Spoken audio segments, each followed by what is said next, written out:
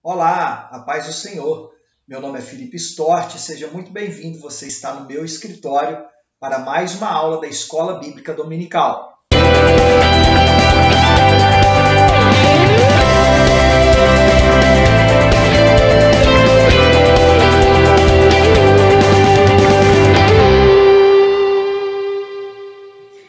E neste trimestre nós estamos estudando a lição que tem por título o Apóstolo Paulo, Lições da Vida e Ministério do Apóstolo dos Gentios para a Igreja de Cristo. Essa lição tem em minhas mãos, comentada pelo pastor e mestre Elianai Cabral. Antes de tudo, quero te lembrar de se inscrever neste canal se você não for inscrito, deixar aí o seu gostei, comentar o que você está achando, como nós podemos melhorar, compartilhar com seus amigos. Tenho certeza que vai ser de fundamental importância para a vida dele. E na lição de hoje estudaremos Paulo, a vocação para ser apóstolo. A nossa lição é a lição de número 4, do dia 24 de outubro do ano de 2021. Paulo, a vocação para ser apóstolo. Como temos alguns termos interessantes em nossa lição de hoje. A primeira delas, ou o primeiro termo, é vocação. Você sabe a diferença entre vocação e chamado? Algumas pessoas dizem que vocação é sinônimo de inclinação. Alguém está inclinado, tem um certo talento, um certo dom, ama fazer alguma coisa, portanto, ele é vocacionado para aquele tal ato.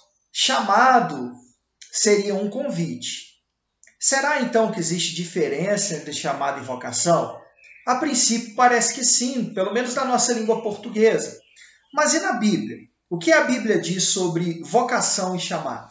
Bom, a Bíblia usa o termo klesis no grego para traduzir por vocação, ou também em alguns lugares esse mesmo termo é traduzido por chamado.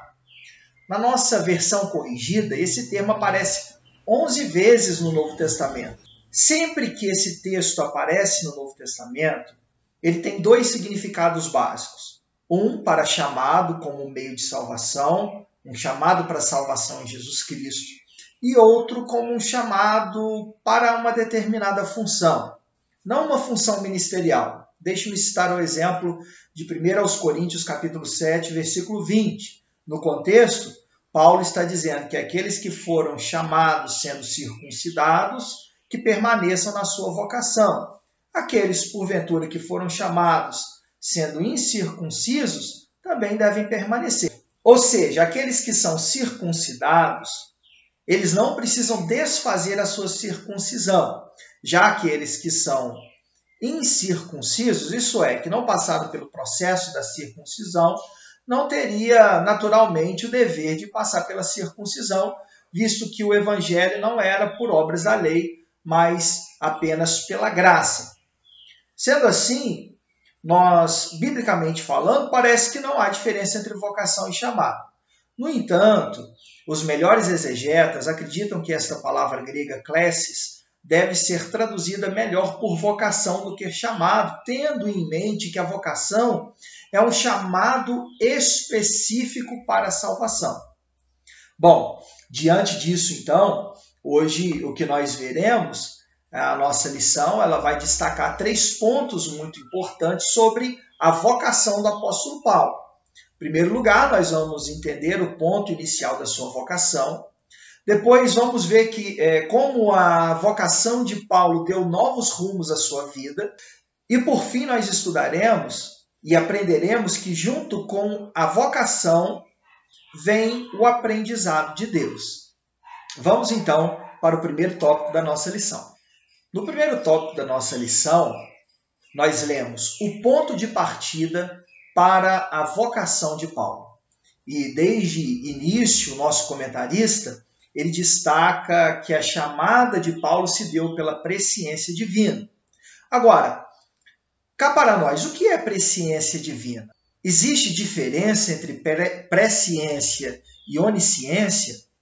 Vejamos, presciência nada mais é que o conhecimento prévio de Deus acerca de fatos futuros. Onisciência, por sua vez, significa que Deus sabe todas as coisas. A presciência é um campo dentro da onisciência divina, mas não é o mesmo que onisciência. Repito, a onisciência é o campo onde Deus sabe todas as coisas. A presciência diz que Deus sabe de todas as coisas antes mesmo que elas acontecessem. Creio que as explicações de C.S. Lewis são melhor para nós entendermos esse conceito.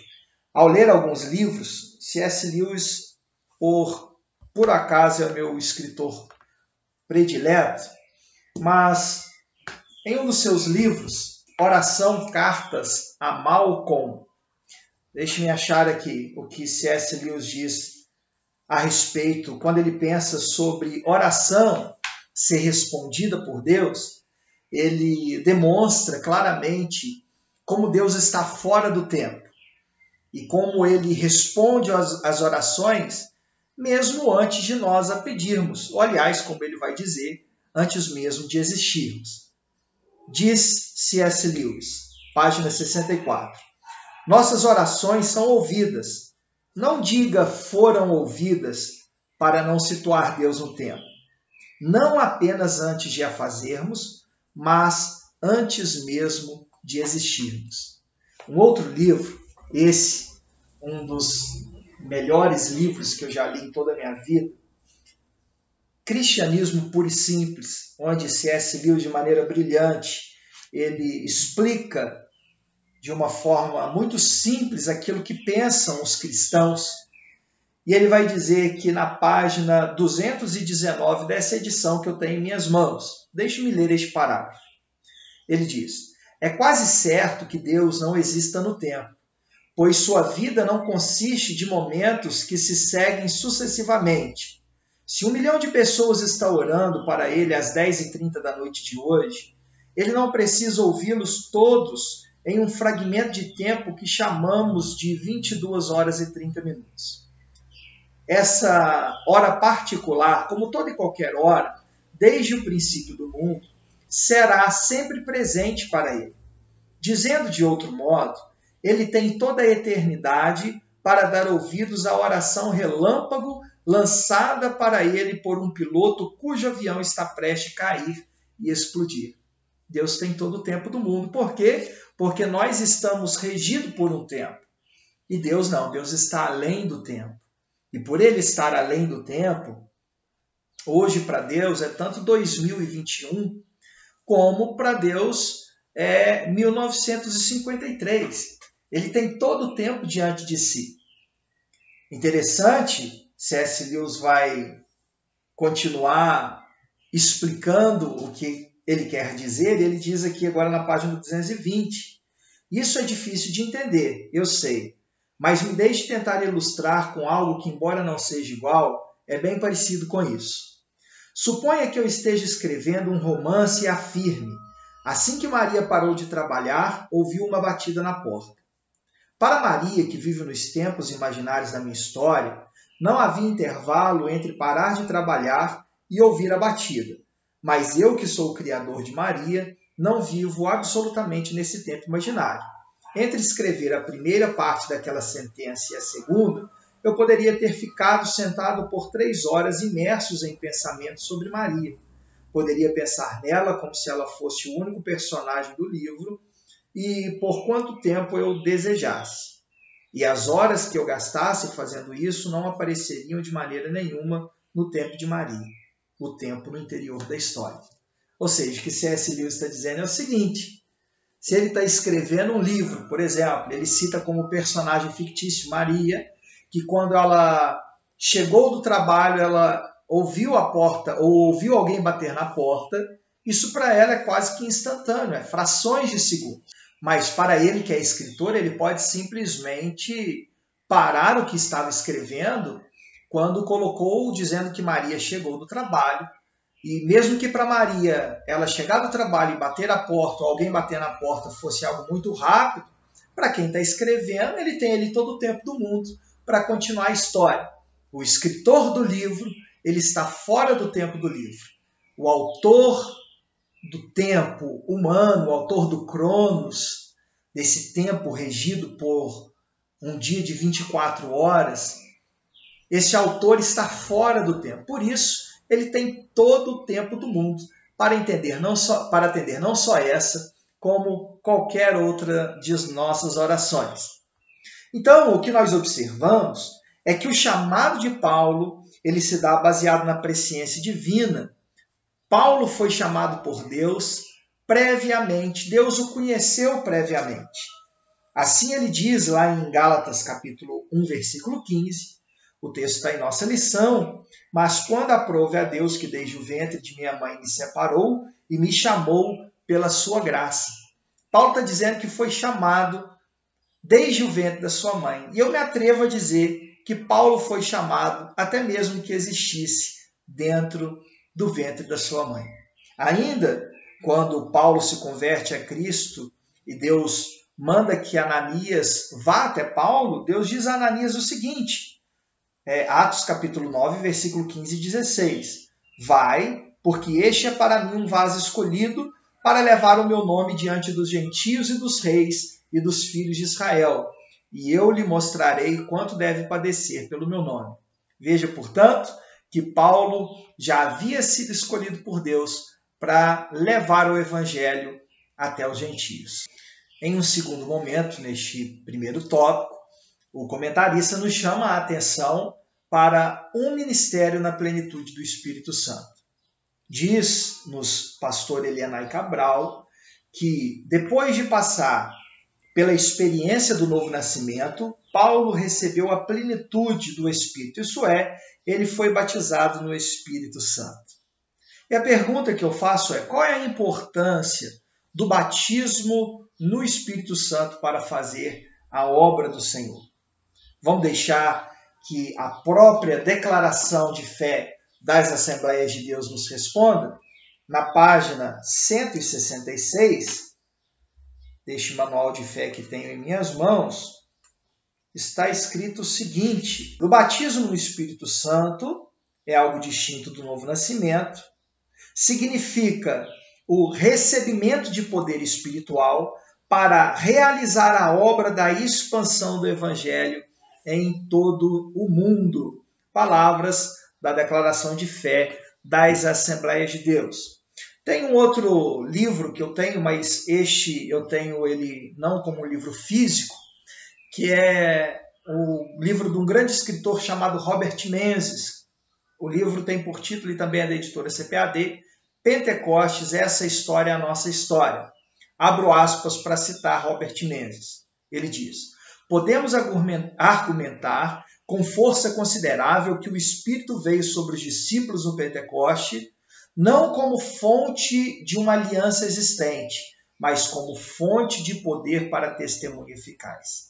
Portanto, o batismo no Espírito Santo é uma ferramenta à disposição de todo salvo, para que ele possa, com eficácia, produzir fruto no reino de Deus. O batismo no Espírito Santo é poder para testemunhar. Conforme veremos, o ministério de Paulo foi marcado por pregações poderosas, por cura divina, e tudo isso foi possível por meio do batismo no Espírito Santo. Quando alguém é batizado com o Espírito Santo, abre-se uma porta para que ele possa receber os dons espirituais, conforme assim nós cremos. Então, a importância do batismo no Espírito Santo é para nós testemunharmos com poder sobre a transformação que Jesus faz nas pessoas. O batismo no Espírito Santo não é meramente falar em línguas. O sinal inicial que evidencia o batismo no Espírito Santo são as línguas. Mas ninguém deve querer ser batizado no Espírito Santo apenas para falar em línguas.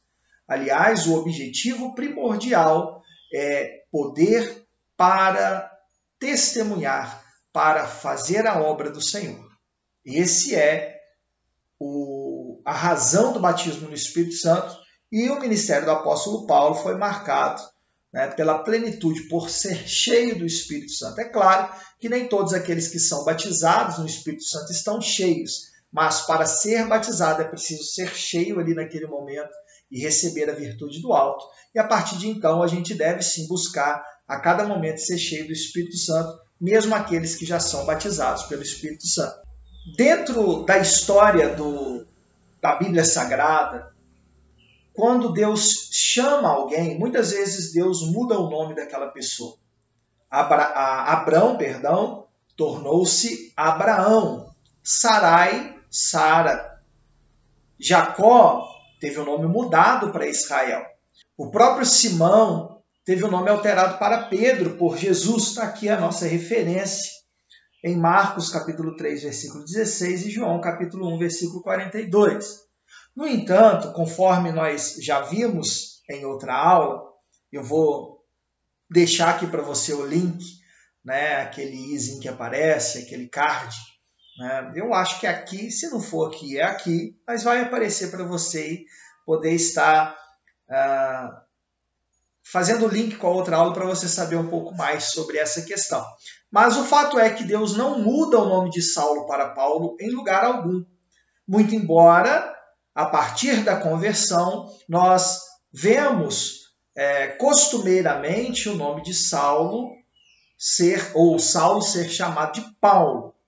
Vamos ver se Deus ou se Jesus mudou o nome de Saulo para Paulo.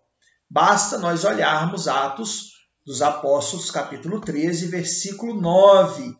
Aqui Paulo já havia sido convertido, mas o texto diz o seguinte: todavia Saulo, também chamado Paulo, cheio do Espírito Santo e etc e tal. Veja, Saulo, também chamado Paulo. Portanto, Paulo tinha dupla cidadania, conforme nós já vimos, e também ele tinha um duplo nome. O seu nome judeu era Saulo, ou Saul, que aportuguesado ficou Saulo para nós.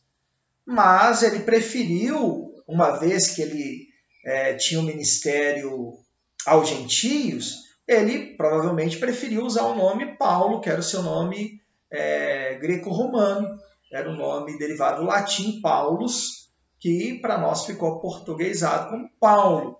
Portanto, Paulo não teve o nome trocado em lugar algum que fique registrado, tá bom? Qualquer coisa que alguém diga, nós ouvimos muitos comentários ao longo da vida sobre isso, do porquê que o nome foi trocado. Na verdade, o nome não foi trocado, em lugar nenhum as escrituras falam isso, e nós podemos, no muito, conjecturar a respeito de uma coisa ou de outra.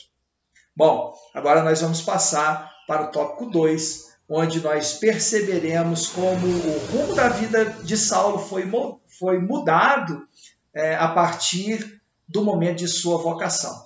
Vamos ao tópico 2. Uma vocação efetivada pelo Cristo ressurreto. Primeiro destaque, Saulo viu o esplendor glorioso do Cristo ressurreto. Atos capítulo 9, do versículo 3 ao 6. Realmente a conversão de Saulo foi algo esplendoroso. Uma luz brilha, ele cai por terra, não cai do cavalo, como muitos afirmam. Nós não temos essa informação, a Bíblia não nos traz essa explicação, mas o certo é que ele cai por terra e ele tem um encontro sobrenatural com Jesus. Aliás, isso foi tema também da aula passada, onde nós tratávamos sobre a conversão de Saulo e nós, entre um dos tópicos, a gente falou bastante sobre o fato de que a conversão de Saulo foi algo sobrenatural, bem como toda conversão é algo sobrenatural. Também vou deixar por aqui aquele card para você, se você quer saber realmente mais sobre essa conversão de Saulo, essa forma sobrenatural, você pode dar uma pausa aqui, ir para o outro vídeo e lá terminar de assistir esse detalhe, que é muito importante, porque nós aprendemos muito através da conversão de Saulo.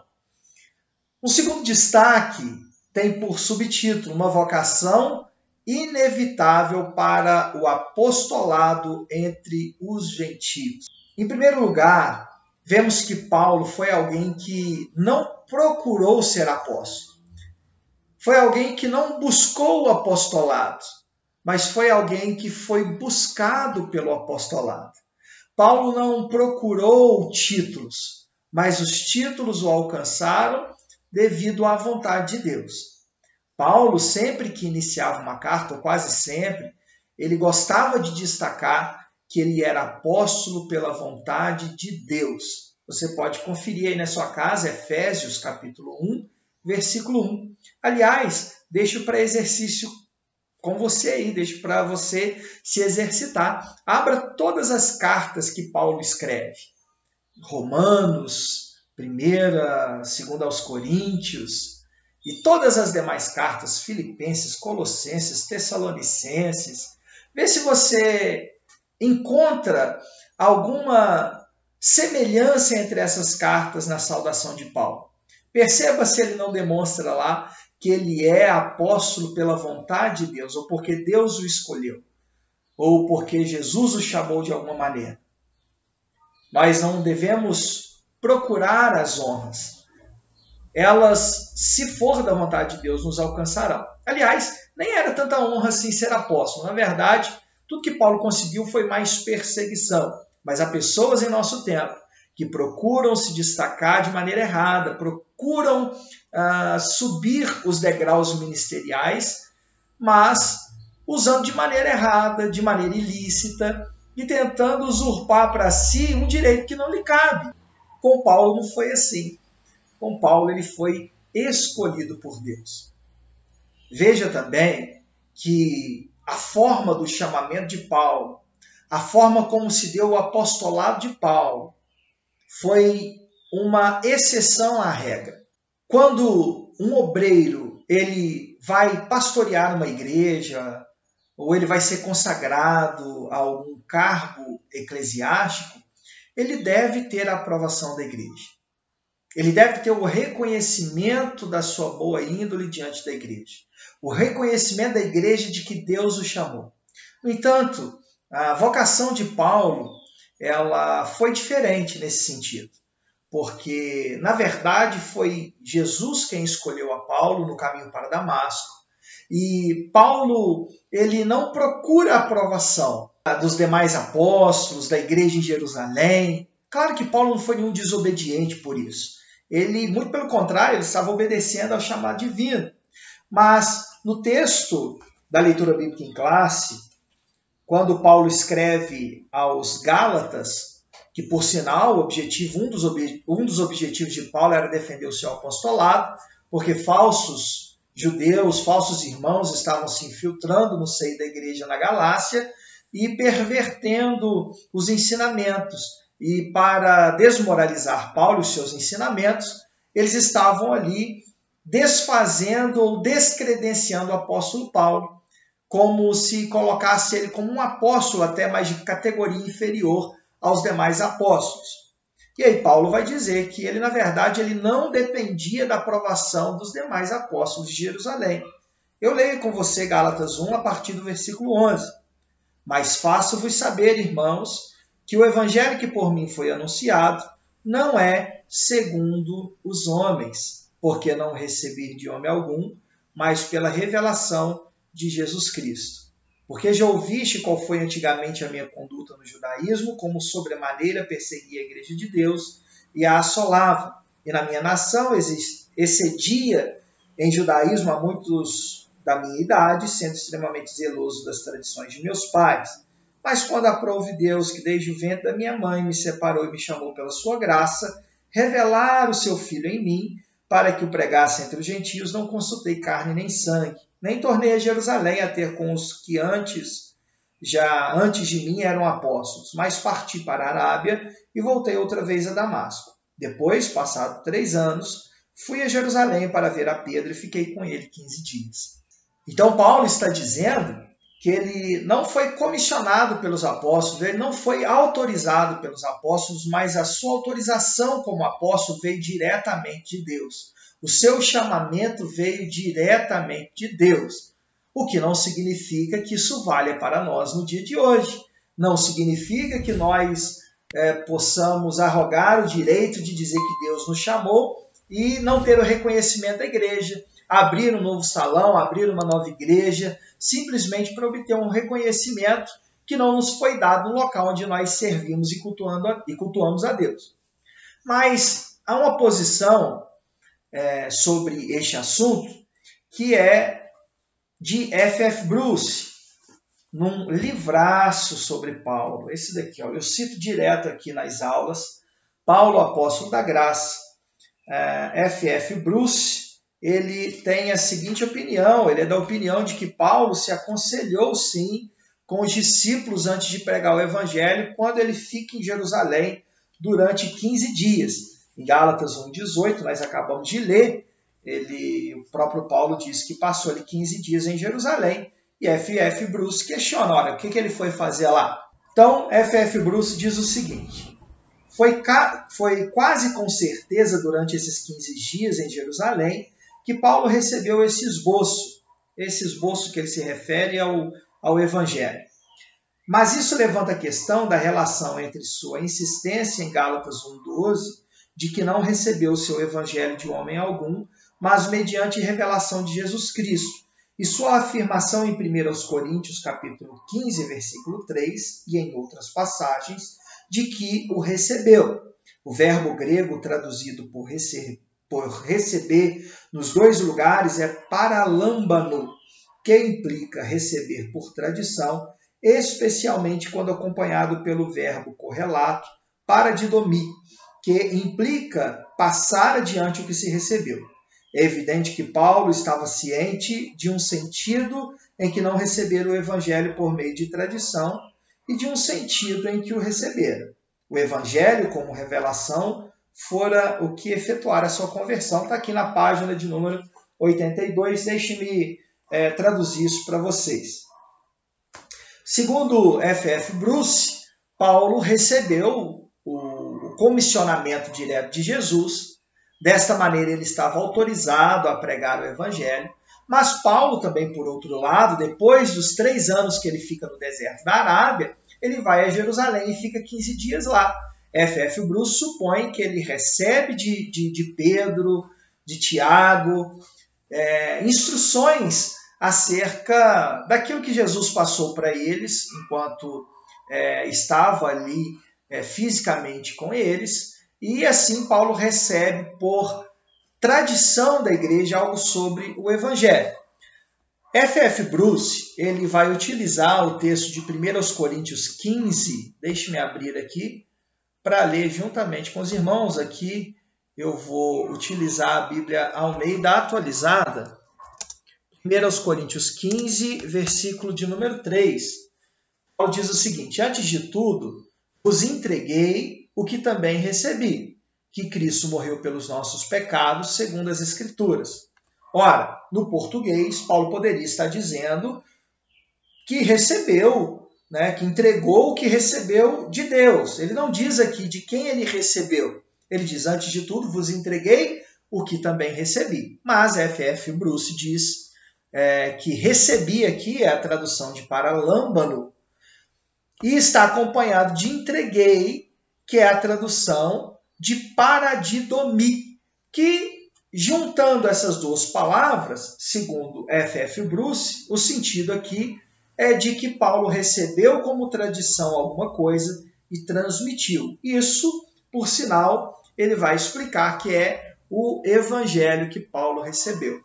Então, todo aquele que é vocacionado, que é chamado para um ministério, ele deve ter, sim, a aprovação dos superiores, a aprovação da igreja, o reconhecimento de que Deus realmente o chamou e que ninguém tome para si o direito de abrir uma porta, abrir uma igreja, tendo em vista que não recebeu aquele reconhecimento que tanto esperava. O terceiro e último ponto deste tópico nos diz respeito à vocação que mudou o rumo da vida de Saulo. Conforme nós vimos, Paulo não teve o nome mudado, mas Paulo teve a vida transformada a partir do encontro com Jesus ali no caminho de Damasco. Todo homem ou mulher que tem um encontro com o Senhor, seja no caminho para onde for, ele pode não ter o nome mudado, mas certamente ele terá uma vida transformada. Diz o nosso comentarista que de perseguidor dos seguidores de Jesus de personalidade tenaz, resistente e obstinada, teimosa, Deus chamou Saulo e transformou no apóstolo que seria o maior responsável pela expansão da igreja no mundo gentílico. Então, Paulo teve a vida transformada, Paulo teve a vida modificada. Se você quer saber mais sobre isso também, nós falamos na aula passada, deixe de novo por aqui o link para você acompanhar aquilo que foi falado na aula anterior, tá bom? Vamos então agora, sem mais delongas, para o terceiro e último ponto, onde nós veremos as lições que Paulo aprendeu depois que foi vocacionado ali no deserto da Arábia. O terceiro e último tópico tem por título Vocação de Paulo e o aprendizado no deserto. Veremos sobre a ida de Paulo no deserto. O texto de Gálatas, capítulo 1, versículo 17, Paulo vai dizendo, nem tornei a Jerusalém a ter com os que já antes de mim eram apóstolos, mas parti para a Arábia e voltei outra vez a Damasco. A questão é, o que Paulo foi fazer no deserto? Nós não temos essa resposta explícita na palavra de Deus. Podemos sugerir ou supor que Paulo fosse ali meditar, aprender, ouvir a voz de Deus ali no anonimato. Na Arábia, a qual Paulo se refere, ali é a parte noroeste da Arábia, onde havia acontecido alguns acontecimentos bíblicos marcantes, como a lei que ele foi dada a Moisés no Sinai, e também a peregrinação do povo de Israel durante a travessia no deserto. Será que Paulo estaria ali recebendo a nova aliança de Deus, assim como Moisés e o povo recebeu a aliança no Sinai, do Antigo Testamento? Agora Paulo estaria recebendo a nova aliança? Bom, pode ser, e é até possível que seja.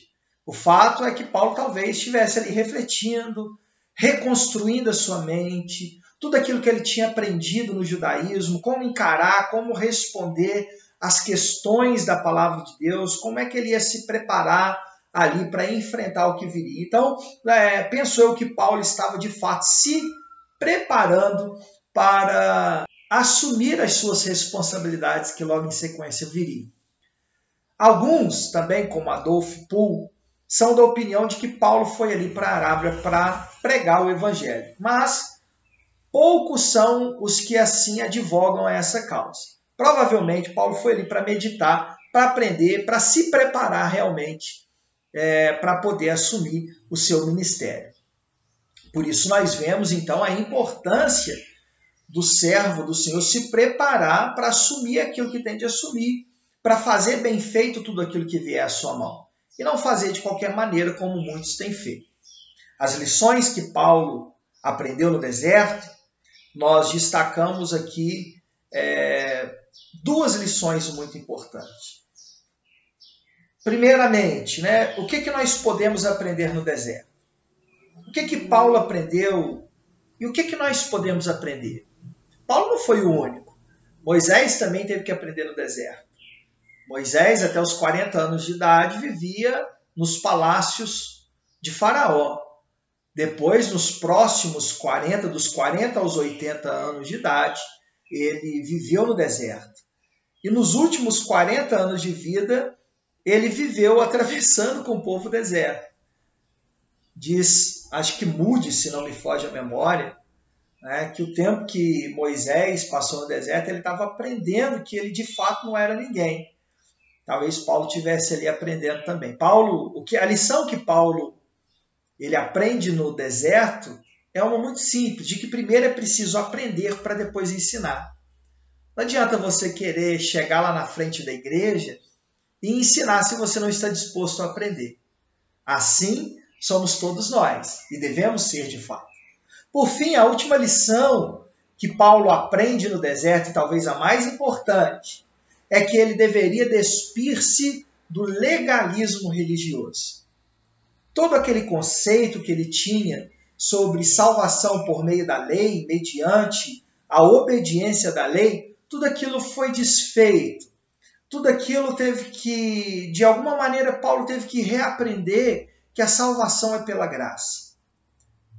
E a pergunta que para nós é muito importante é: de que modo o legalismo pode se ver em nosso meio? mais especificamente dentro das Assembleias de Deus? Será que o legalismo está ali dentro também? Será que pregamos uma salvação puramente pela graça? Ou será que pregamos uma salvação pela graça e por obras? Será que julgamos as demais pessoas porque não têm os mesmos usos e costumes que nós? Qual é o valor que damos para tudo isso? Tudo isso tem o seu valor e é muito importante, é claro. Mas será que temos um correto entendimento sobre a salvação? Talvez esteja na hora também de cada um de nós, se despir do legalismo que há dentro de nós. De achar que pelo fato de fazermos isso ou aquilo, andarmos assim ou assado, é que somos salvos. Não.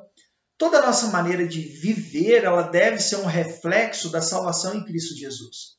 Se nos portamos com decência, se nos vestimos como cristãos, devemos isso à graça de Deus que assim nos ensina. Mas não é por isso que somos salvos. Então também precisamos, muitas vezes, nos despir do legalismo que ronda muitas vezes em nosso meio.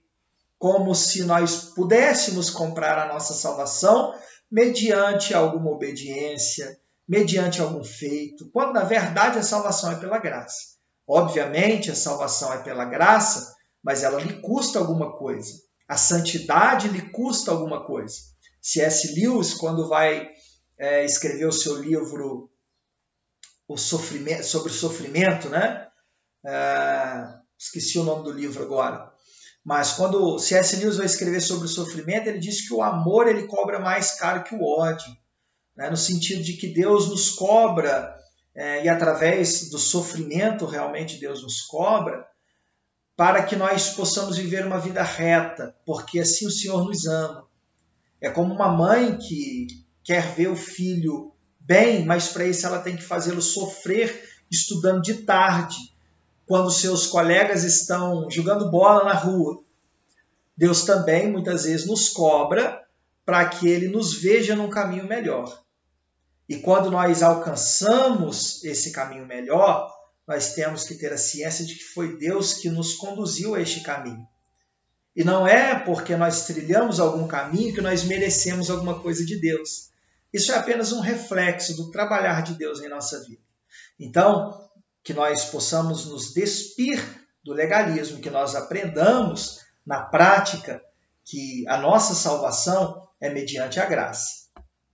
Conclusão. Ao final dessa lição, deve estar claro para nós que Deus tinha vocacionado Paulo e da mesma forma como ele vocacionou Paulo, ele continua vocacionando homens e mulheres para a sua obra. Claro que Paulo foi um chamado espetacular, uma luz que brilhou, alguém que ficou cego e etc. Nem sempre vai ser assim, né? Ou talvez nunca mais se repita algo como aconteceu com Paulo. Mas o fato é que Deus continua chamando. E o seu chamado tem um ponto de partida sobrenatural. A salvação é sempre algo sobrenatural. E ao longo do tempo, não apenas ficando naquela salvação do passado, naquela conversão no início da nossa caminhada cristã, o Senhor continua nos forjando no deserto para que nós aprendamos o seu caminho e trilhemos conforme a sua vontade. Deus abençoe a sua vida, Deus abençoe a sua aula. Para mais informações como essa, eu vou deixar aqui embaixo para você nos seguir no Instagram e também no Facebook. Deus abençoe em nome de Jesus.